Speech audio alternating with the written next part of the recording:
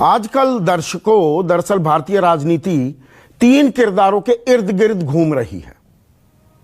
और जब मैं तीन किरदारों की बात कर रहा हूं, मैं प्रधानमंत्री नरेंद्र मोदी या अमित शाह या राहुल गांधी की बात नहीं कर रहा हूं। आज राजनीति कंगना रनाउत, सुशांत सिंह राजपूत और रिया चक्रवर्ती के इर्द गिर्द घूम रही है। सुशांत सिंह राजपूत बिहार के हैं, बिहार बनाम महाराष्ट्र बनाया जाता है। महाराष्ट्र के मुख्यमंत्री रह चुके देवेंद्र फडणवीस को प्रभारी बनाया जाता है बिहार में। यह सारा राजनीतिक खेल हो रहा है, यह भी दर्शकों को समझना चाहिए। देवेंद्र फडणवीस कह रहे हैं कंगना का घर तोड़ दिया, दाऊद का घर छोड़ दिया। भूल गए 5 साल तक वो खुद मुख्यमंत्री थे, दाऊद का घर तोड़ देते। कंगना रनाउत की मां आज बीजेपी में बाकायदा शामिल हो जाती हैं। अब यहां पर कंगना रनाउत तो यहां तक पहुंच गई हैं, ये कहती हैं कि देखिए बाबर ये मंदिर फिर बनेगा।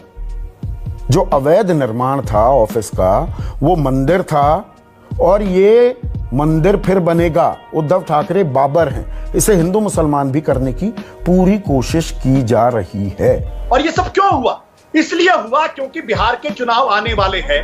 मुद्दा इनके पास अर्थव्यवस्था क्यों रसातल में, इसका जवाब नहीं है। चीन भारत की सीमा में क्यों घुसा है, इसका जवाब नहीं है। भारत में कोरोना 1 लाख प्रतिदिन हो रहा है, इसका कोई जवाब नहीं है। तो आपके मुद्दे क्या है? क्या मैं एक सवाल पूछना चाहता हूं, क्या इस देश के अंदर सबसे बड़ा मुद्दा यह है कि कंगना रनावत का कुछ घर का टुकड़ा टूट गया? इस देश के अंदर हजारों लाखों गरीबों के झोपड़े टूटते हैं, तब ये हिंदुस्तान के बड़े बड़े नेता अपने घरों के अंदर क्यों घुसे रहते हैं? क्यों महाराष्ट्र के राज्यपाल अपने घरों के अंदर घुसे रहते हैं? क्यों हिमाचल प्रदेश के मुख्यमंत्री को याद नहीं आता कि एक गरीब का झोपड़ा तोड़ा गया है?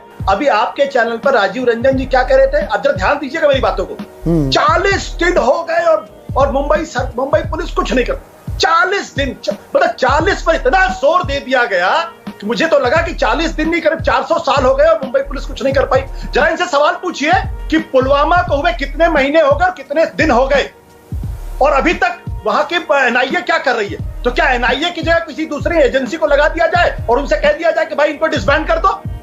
यह दरअसल राजनीति है। एक तरफ बीजेपी है, बीजेपी के लिए अब मैस्कट बन गई है कंगना रनाउत, जिन्हें डर लगता है, पीओके लगता है मुंबई, जिन्हें देश में डर लगता था, भय लगता था, वो राष्ट्र विरोधी थे। ये दरअसल नई राष्ट्रभक्त आई हैं। जब आमिर खान या उनकी बीवी या कुछ लोगों को देश में जो कुछ हो रहा था, जैसा सूरत हाल बन रहा था, उन्हें दिक्कत होने लगी, उन्हें भय लगने लगा, तो लोगों ने उन्हें राष्ट्र विरोधी करार दे दिया था। यह कहा था कि देश में डर लग रहा है तो किसी और देश में चले जाओ, यहां रहने की क्या जरूरत है। कंगना को मुंबई में डर लगता है तो वो राष्ट्रभक्त है, अगर औरों को डर लगता है तो वो देशद्रोही हैं। तो जनता भी जिन मुद्दों को रिसीव कर रही है वो भी तो देखने की बात है। जनता को भी सोचना होगा वो किन मुद्दों को कैसे रिसीव कर रही है। अगर जनता को ही सोचना होता तो ना तो राजनीतिक दल होते और ना ही नेता होते। जनता को तो, बहुत सारी जनता को तो पोर्नो पसंद है, तो क्या टेलीविजन चैनल पोर्नो दिखाना शुरू कर दे सुबह से शाम तक 24 घंटे? ये तरकीब अपने आप में बेकार है।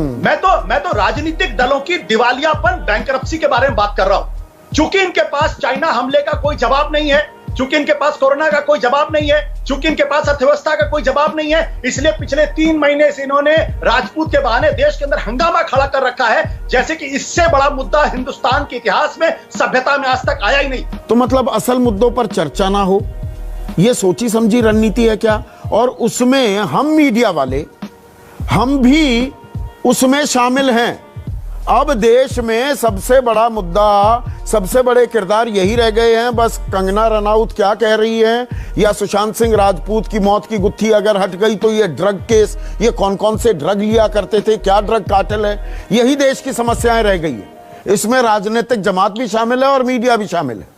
इस वीडियो के सामने आने के बाद सवाल तो बनता ही है, अगर हम करें तो करें क्या, बोले तो बोले क्या? अगर थोड़ा सा भी भगवान ने दी हो तो जरा उपयोग करो।